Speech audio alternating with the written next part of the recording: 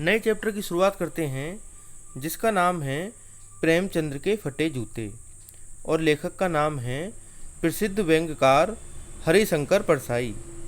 अब लेखक इसमें क्या कहते हैं, जब हम चैप्टर को पढ़ेंगे आपको खुद ब खुद समझ में आ जाएगा। लेखक प्रेमचंद का एक चित्र मेरे सामने है। पत्नी के साथ फोटो खिंचा रहे हैं। सिर पर एक मोटे कपड़े की टोपी, कुर्ता और धोती पहने हैं और कनपट्टी चिपकी है। कनपट्टी मतलब कान, माथे का जो साइड का जो हिस्सा है वो बिल्कुल चिपका हुआ है, मतलब इसका मतलब वो बहुत ज़्यादा कमज़ोर हैं।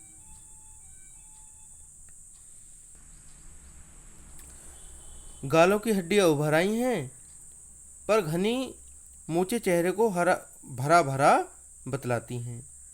पाँवों में कैनवास के जूते हैं जिनके बंद बेतरतीब बंधे हैं। लापरवाही से उपयोग करने पर बंद के सिरों पर की लोहे की पतरी निकल जाती है। छेदों में बंद डालने में परेशानी होती होगी, तब बंद कैसे भी कस लिए जाते हैं। दाहिने पांव का जूता ठीक है, मगर बाएं जूते में बड़ा छेद हो गया है जिसमें से उंगली बाहर निकल आई है। मेरी दृष्टि इस जूते पर अटक गई। मैं सोचता हूँ, फोटो खिंचाने की अगर यह पोशाक है, अगर जो कोई व्यक्ति फ़ोटो खिंचाता है उसकी अगर जो फ़ोटो खिंचाने की ये पोशाक है तो वो पहनते कैसे होंगे, तो पहनने की कैसी होगी। नहीं, फिर मेरे मन में ख्याल आता है, नहीं, इस आदमी की अलग अलग पोशाकें नहीं होंगी। इसमें पोशाकें बदलने का गुण नहीं है। जैसा है वैसा ही फ़ोटो में खिंच जाता है। मैं चेहरे की तरफ देखता हूँ। क्या तुम्हें मालूम है मेरे साहित्यिक पुरखे कि तुम्हारा जूता फट गया है और उंगली बाहर दिख रही हैं? क्या तुम्हें इसका जरा भी एहसास नहीं है? जरा भी लज्जा नहीं है? संकोच या झेप नहीं है? क्या तुम इतना भी नहीं जानते कि धोती को थोड़ा नीचे खींच लेने से उंगली ढक सकती है, उंगली ढक सकती थी? मगर फिर भी तुम्हारे चेहरे पर बड़ी बेपरवाही, बड़ा विश्वास है। फोटोग्राफर ने जब रेडी प्लीज कहा होगा तब परंपरा के अनुसार तुमने मुस्कान लाने की कोशिश की होगी। दर्द के गहरे कुएं के तल में कहीं पड़ी मुस्कान को धीरे धीरे खींचकर ऊपर निकाल रहे होंगे कि बीच में ही क्लिक करके फोटोग्राफर ने थैंक यू कह दिया होगा। विचित्र है यह अधूरी मुस्कान। यह मुस्कान नहीं, इसमें उपहास है, व्यंग है। अब आगे देखो, यह कैसा आदमी है जो खुद तो फटे जूते पहने फोटो खिंचा रहा है, पर किसी पर हंस भी रहा है। फोटो ही खिंचाना था तो ठीक जूते पहन लेते या न खिंचाते। फोटो नहीं खिंचाने से क्या बिगड़ता था? शायद पत्नी का आग्रह रहा होगा और तुम अच्छा चल भाई कहकर बैठ गए होंगे। मगर यह कितनी बड़ी ट्रेजेडी है, ट्रेजेडी मतलब दुखद बात है कि आदमी के पास फोटो खिंचाने को भी जूते ना हो।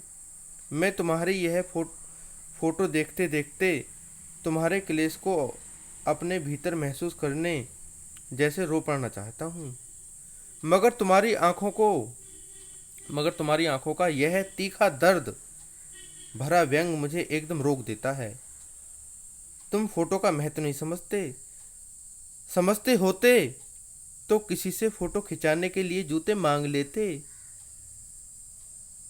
लोग तो मांगे कोट से बड़ दिखाई करते हैं, अर्थात शादी कर लाते हैं और मांगे की मोटर से, मतलब किसी से मोटरसाइकिल मांग ली, मोटर वोटर मांग ली से बारात निकालते हैं। फोटो खिंचाने के लिए तो बीवी तक मांग ली जाती हैं। अब देखो कैसे व्यंग वो कर रहे हैं यहाँ पर हरिशंकर परसाई। तुमसे जूते भी नहीं मांगते नहीं बने, तुमसे जूते भी नहीं मांगे गए। तुम फोटो का महत्व नहीं जानते। लोग तो इत्र चुपड़कर फोटो खिंचाते हैं जिससे फोटो में खुशबू आ जाए। गंदे से गंदे आदमी की फोटो भी खुशबू देती है। टोपी 8 आने में मिल जाती है और जूते उस जमाने में भी 5 रुपये से कम क्या मिलते होंगे। जूता हमेशा टोपी से कीमती रहा है। अब तो जूते की कीमत और बढ़ गई है और एक जूते पर 2500 टोपियां नौछावर हैं। तुम भी जूते और टोपी के अनुपातिक मूल्य के मारे हुए थे। यह विडंबना मुझे इतनी तीव्रता से पहले कभी नहीं चुभी जितनी आज चुभ रही है। जब मैं तुम्हारा ये फटा हुआ जूता फोटो में मैं देख रहा था, तुम महान कथाकार, उपन्यास सम्राट, युग परिवर्तक, जाने क्या क्या कहलाते थे। मगर फोटो में तुम्हारा जूता फटा हुआ है। मेरा जूता भी कोई अच्छा नहीं, जो ऊपर से अच्छा दिखता है। उंगली बाहर निकलती पर अंगूठे के नीचे तला फट गया है। अंगूठा जमीन से घिसता है और पैनी मिट्टी पर कभी रगड़ खा खाकर लहू लुहानवी, मतलब खून खान भी हो जाता है, खून से सन जाता है, लहू लुहानवी हो जाता है। पूरा तला गिर जाएगा, पूरा पंजा छिल जाएगा, मगर उंगली बाहर नहीं निकलेगी। तुम्हारी उंगली दिखती है पर पांव सुरक्षित है। मेरी उंगली ढकी है पर पंजा घिस रहा है। तुम पर्दे का महत्व नहीं जानते। हम पर्दे पर कुर्बान हो रहे हैं। तुम फटा जूता बड़े ठाठ से पहने हो, मैं ऐसे नहीं पहन सकता। फोटो तो जिंदगी भर इस तरह नहीं खिंचाऊं, चाहे कोई जीवनी बिना फोटो के ही छाप दे। तुम्हारी यह व्यंग मुस्कान मेरे हौसले पस्त कर देती है। क्या मतलब है इसका? कौन सी मुस्कान है यह? क्या होरी का गोदान हो गया? अब वो बहुत सारे उदाहरण देता है लेखक। क्या होरी का गोदान हो गया? क्या पूस की रात में नीलगाय हल्कों का खेत चर गई? क्या सुजान भगत का लड़का मर गया क्योंकि डॉक्टर क्लब छोड़कर नहीं आ सकते? नहीं, मुझे लगता है माधो औरत के कफन के चंदे की शराब पी गया। वही मुस्कान मालूम होती है। मैं तुम्हारा जूता फिर देखता हूँ कैसे फट गया। यह मेरी जनता के लेखक क्या बहुत चक्कर काटते रहे? क्या बनिए के तगादे से बचने के लिए मील 2 मील चक्कर लगाकर घर लौटते रहे? चक्कर लगाने से जूता फटता नहीं, घिस जाता है। कुम्मन दास का जूता भी फतेहपुर सीकरी जाने में घिस गया था। कुम्मन दास जो थे वो बल्लभाचार्य के शिष्य थे और अकबर के कहने पर फतेहपुर सीकरी वो गए थे और उसे बड़ा पछतावा हुआ। उसने कहा, आवत जात पन्हिया घिस गई। पन्हिया मतलब जूते। बिसर गयो हरि नाम।